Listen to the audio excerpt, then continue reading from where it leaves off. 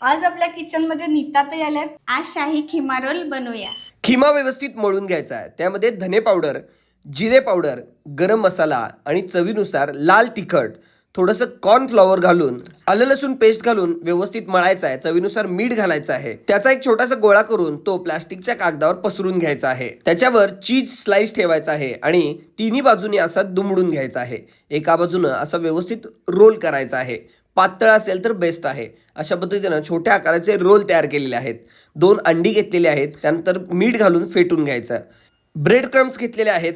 तयार केलेला रोल पहिल्यांदा अंड्यामध्ये बुडवून नंतर ब्रेड क्रममध्ये घालून तळू शकतो, किंवा मग पहिल्यांदा ब्रेड क्रममध्ये घालून नंतर अंड्यामध्ये बुडवून तोही तळला तरी बेस्ट लागतो. त्याच्यावर असं ऑमलेटसारखं एक कोटिंग तयार होतं आणि दुसऱ्यावर क्रिस्पी असं कोटिंग तयार होतं. बघा किती मस्त दिसतात ना. आणि व्यवस्थित गोल्डन फ्राय झाल्यावर काढून घ्यायचे आहेत. अगदी झटपट तयार होतात आणि क्वालिटी लागतात. नीता त्यांनी खूपच मस्त तयार केले. नक्की अशाच प्रकारच्या रेसिपी बघण्यासाठी फॉलो करा. रेसिपी करून बघा.